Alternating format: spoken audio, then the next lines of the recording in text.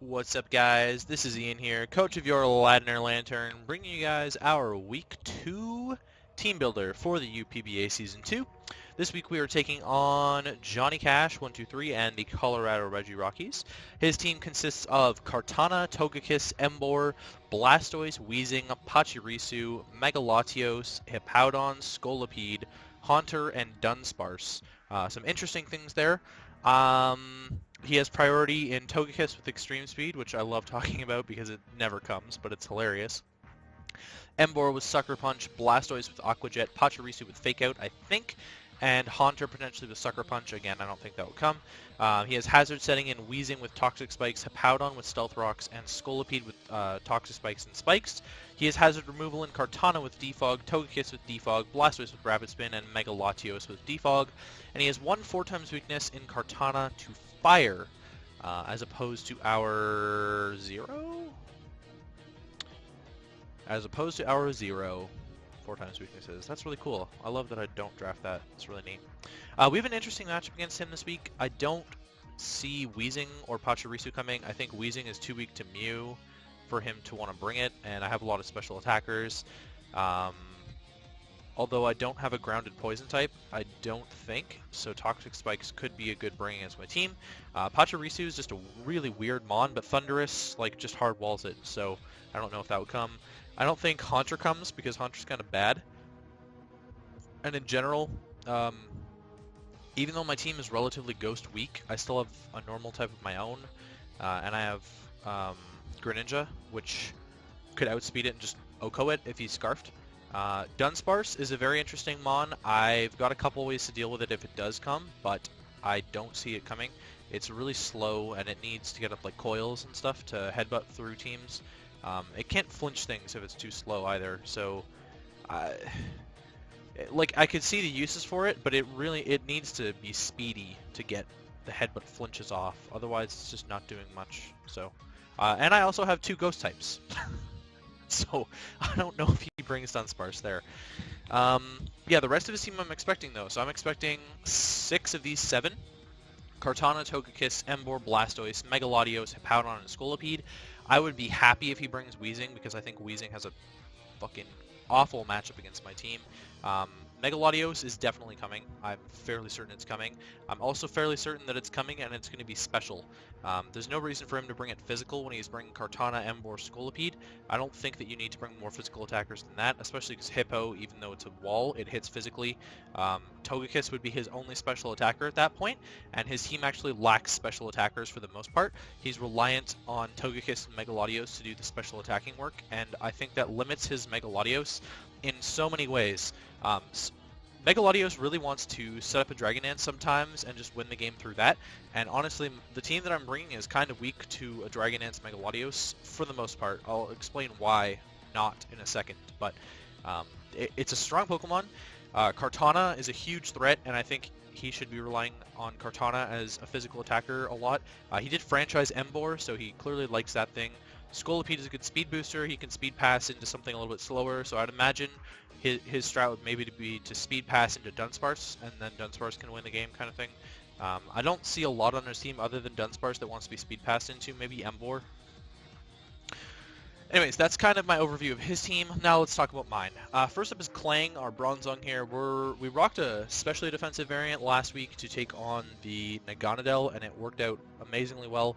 This week he's got a lot of physical attackers that I'm scared of, specifically the Kartana. This is my way to wall the Kartana. Even if he's got Night Slash, he's not going to do a ton of damage to us because we're max HP, max defense, bold.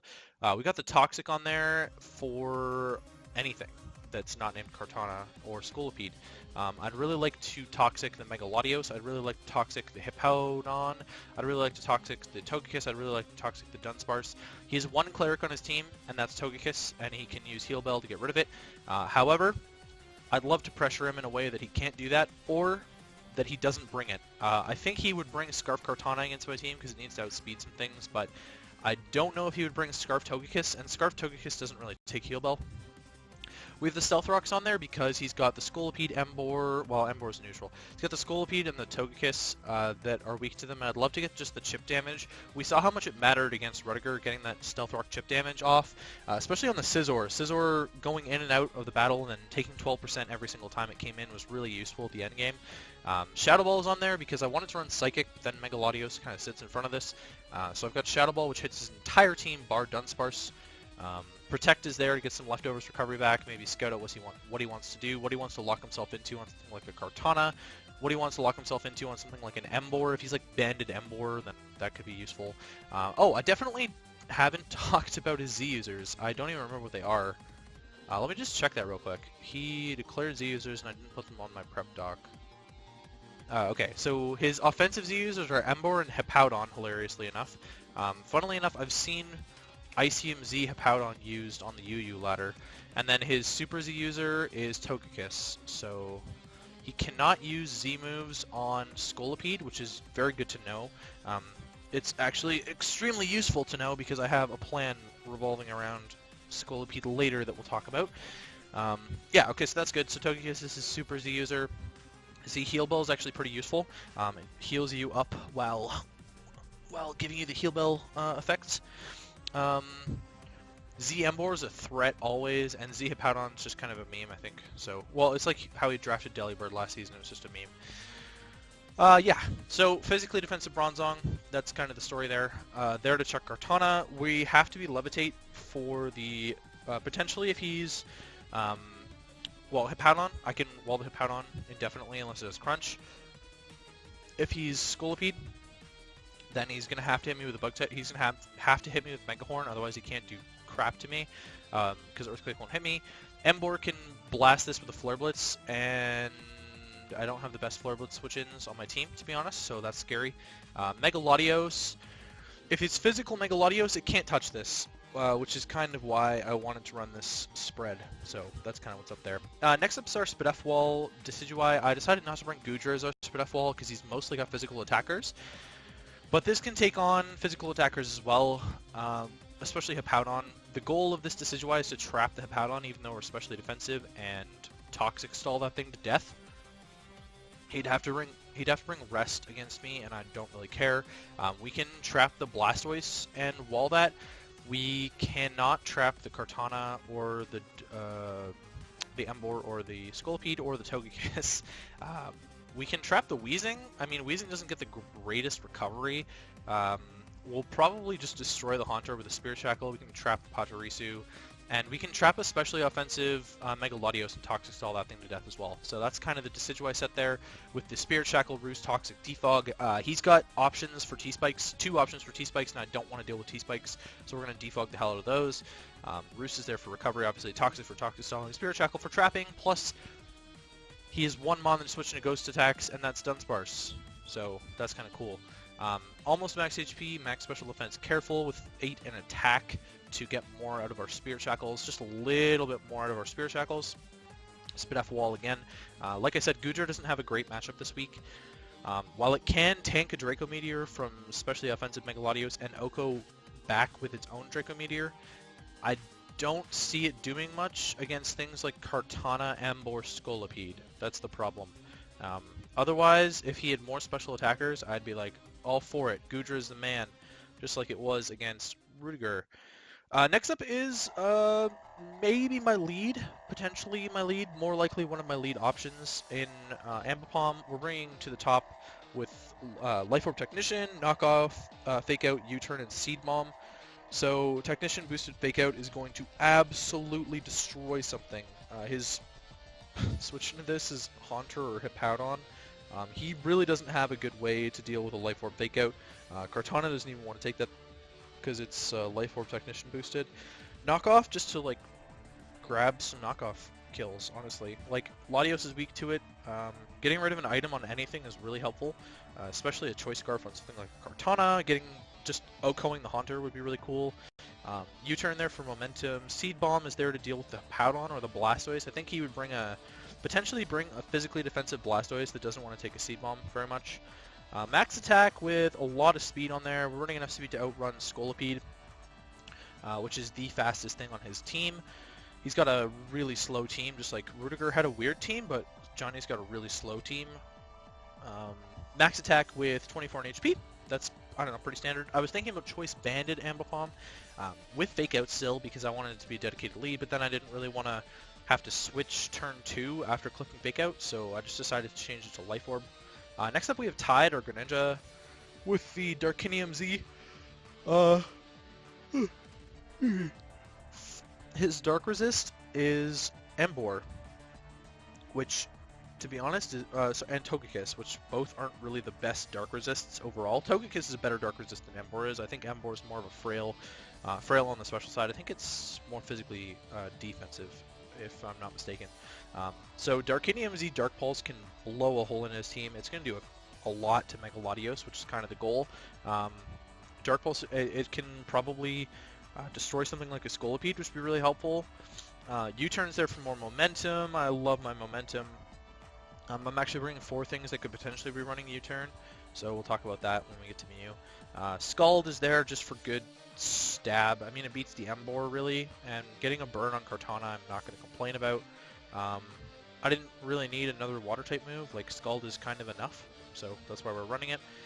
Ice Beam is there to hit the Kartana really well. It's also there to hit the Togekiss, because I think that might be his main switch into my Greninja. I don't see why you would switch anything else in on Greninja. Looking at his team, there's really no reason for him to switch anything else but Togekiss in on this, and Ice Beam can wreck that thing.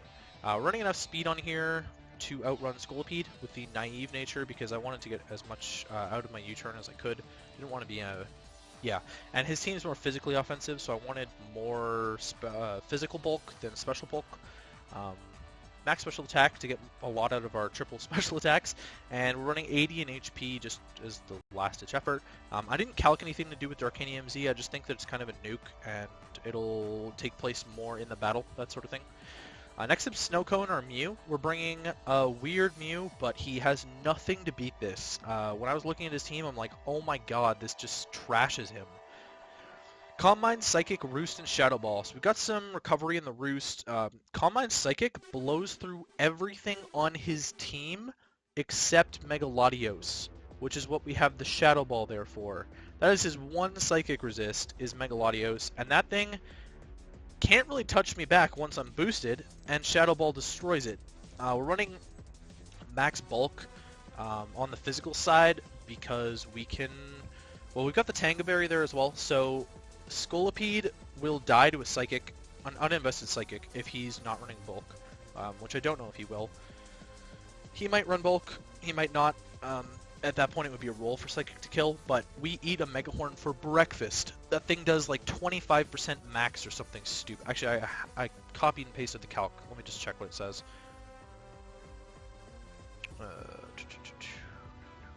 It does 29 to 34.4 through the Tanga Berry. So that thing is dying to a Psychic, and Scolipede passing speed boosts and crap and like being faster than my team is a huge problem, so that's why we're running the Tanga Berry.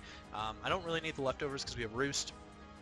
And yeah, once I can start boosting on his team, we actually kind of win, depending on if he's got Toxic on something that wants to Toxic me. We're not running any speed because we naturally outspeed so much of his team. We're actually going to naturally outpace Hippowdon, max speed Hippowdon anyways. And if he's Adamant, Emboar will outspeed that too. So that's kind of neat. That's Snowcone, really cool Mew set. I love how versatile Mew is. I've been having... It's only week 2, and I just love this thing so much. I would definitely draft this thing again, for sure. Excuse me. Next up is Quail. We're bringing the Lord, Wailord. We're bringing the Lord Quail.